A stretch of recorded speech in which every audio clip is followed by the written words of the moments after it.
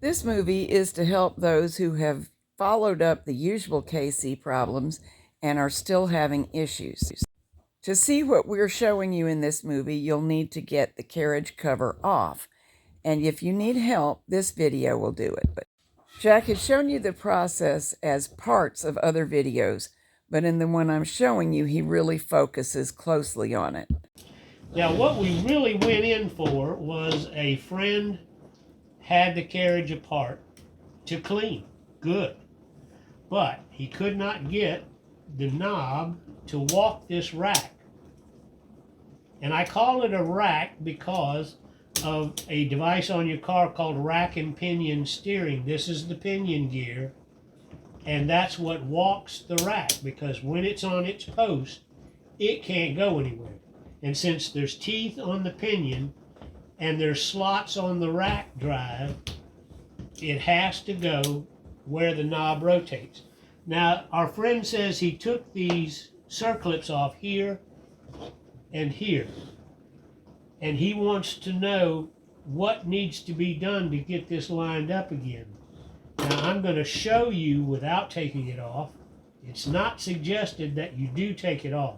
You can do manual cleaning on the top, and you can spray this really well with your silicone spray. Our LPS food grade works great. But notice, here's a rider, there's a rider, there's a rider, and they're following these grooves.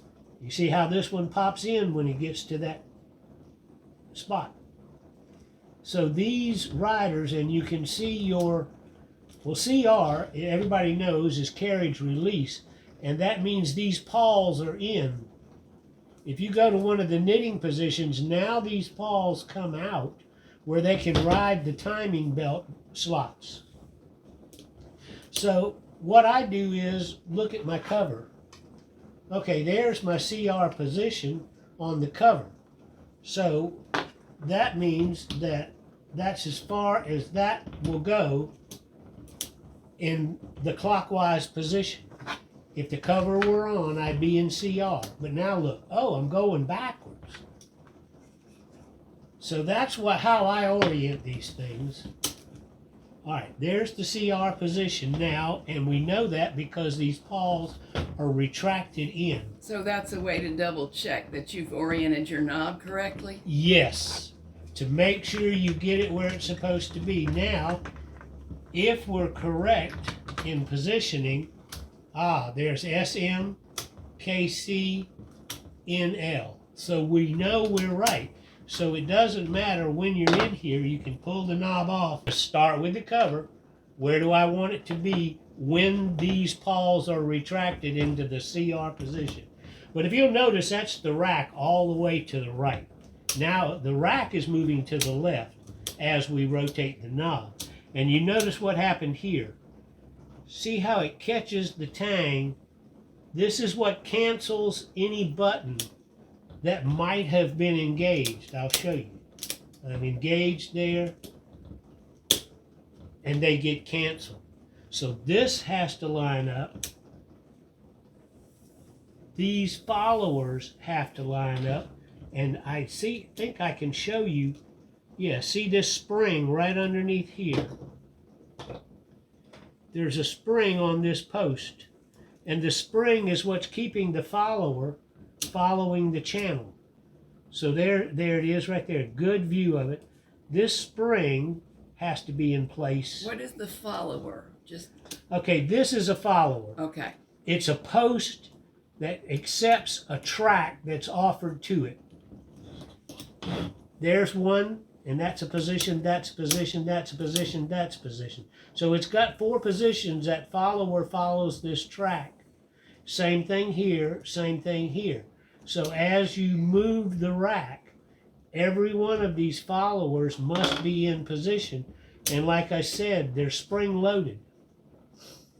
Even this piece that goes in and out is spring loaded. Well, I believe our friend said that he can rotate the knob just fine before he finishes reassembly, but not after.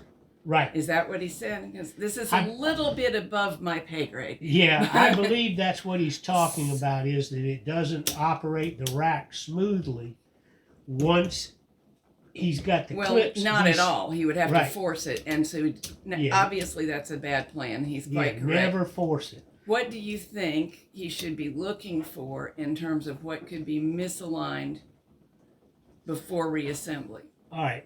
This follower right here has a big spring on it. Big spring.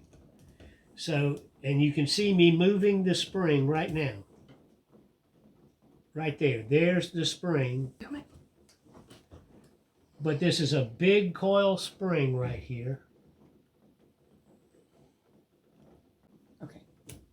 And that has to be in place, but it's not easy. If you lift this rack, that spring wants to take off.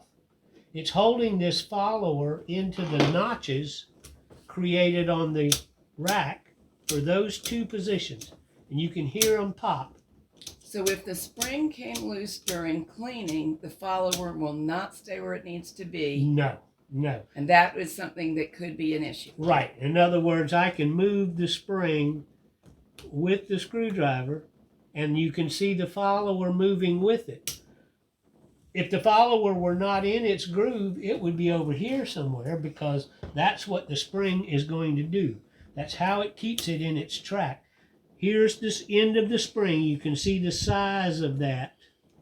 Now watch these guys right here as I move. This follower here has a groove, but it's underneath the rack control.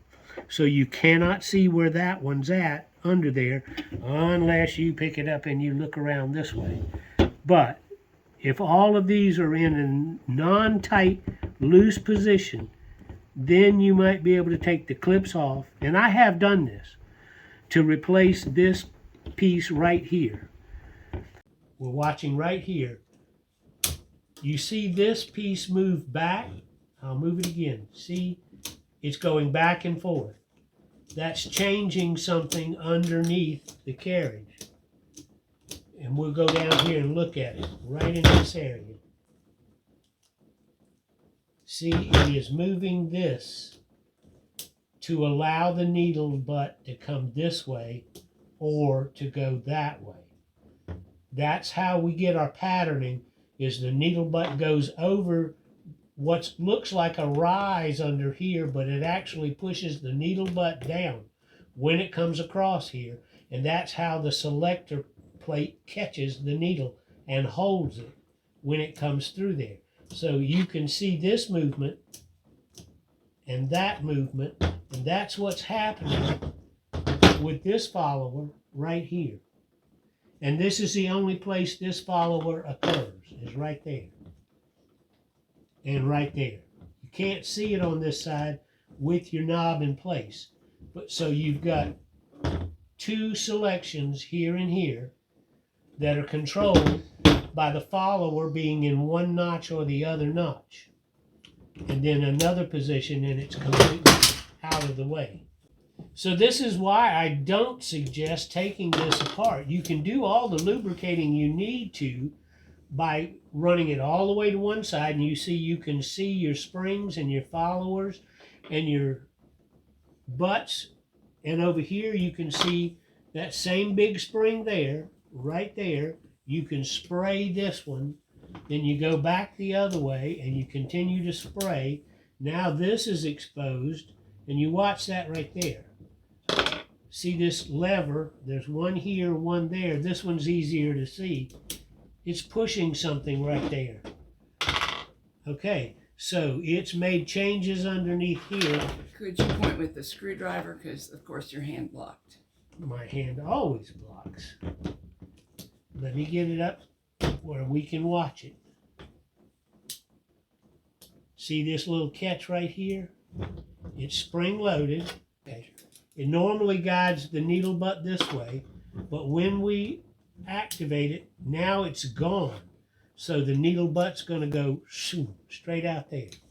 It's going to come in here, and it'll travel around and come out there. So one position allows that, and one does not. And you can see, here it is on this side.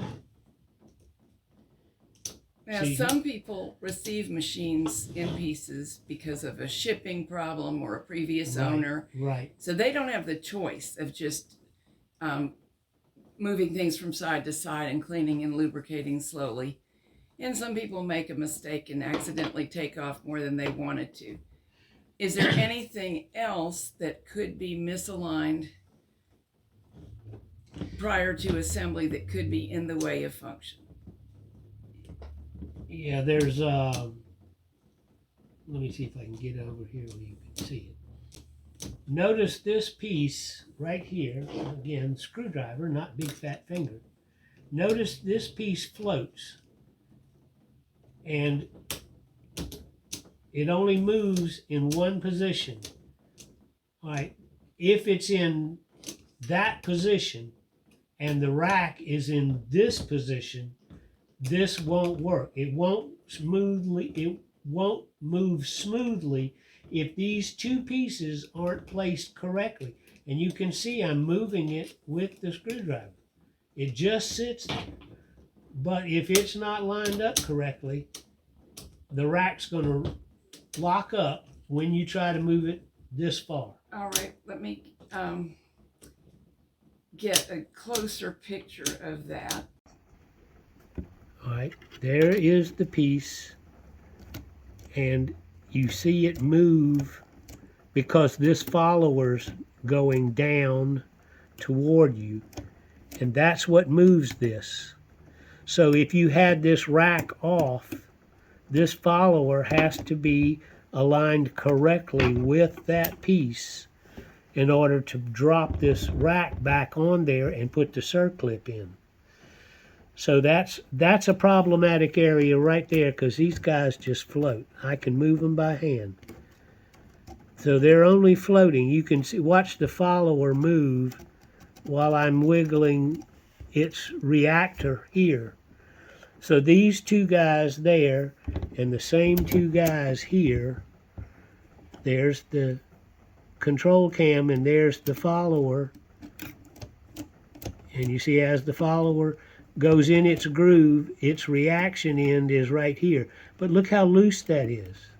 There's nothing to stop it from being misaligned when you put this rack back down. So you have to have everything in a neutral position in order to take this rack off. Now see, there's spring tension right there. You can hear it. Absolutely. So you don't want to take it off in a tensioned position. Again, tension. You can hear it. So if I were going to take it off, this is the position I would have it in. And look where everybody's at. This follower's as close to me as it can get, as is that one. This one's in the outside groove. This one's on the inside groove. See, there's two grooves on each side. Now, if you took this circlip off and this circlip off, you might be able to lift this up without disturbing the positions of these, but I would have a picture of this,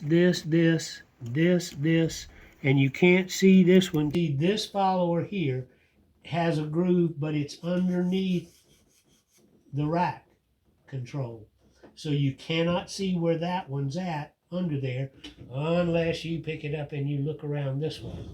But if all of these are in a non-tight, loose position, then you might be able to take the clips off. And I have done this to replace this piece right here. But now this is going to be in the way. If you're going to lift this rack, take these off, the rack needs to come straight up. This is going to be in the way. Now you can unclip its spring and it'll just flop around, but it needs to be off of there in order to get the rack off. So that's another thing. You have to get this spring off to let this slide up its post. The spring holds it on the post as well as keeps tension on it for the positioning. And again, that's to cancel your buttons when you go all the way over to NL. Well, it's returning you to normal knitting, in other words, stockinette settings. Right. So that cancels all your buttons. But that little arm has to be out of the way to lift this up. So you're in a neutral position where there's no tension. Is the arm something that could have been accidentally assembled a little bit wrong? It's possible, yes. All things are possible. This end of it comes off real easily. The other end of it does not. It's down in this hole with a cantilevered end that fits down. So you got to get it off here. You got to get it raised up on the post in order to get that off. And then back in the same way. Yes. So the problem is removing these circlips is easy peasy. Your screwdriver goes in, blink, it's gone. It's out of the way. Usually across the room. Well, yeah, that's what they'd like to do. The problem being all of these spring loads underneath. When the rack comes up, there's nothing to retain those spring loads. So when you start the rack back down, you have to line up all of these followers by hand on each end in order to get it back in like it's going to work. Okay, is it now aligned the way you would suggest? Yes, yes. I will take a big still picture close up. Right. See, this is the least amount of spring tension on the rack. Here's the still picture in 2 orientations. We're hoping that helps anybody who is in this position.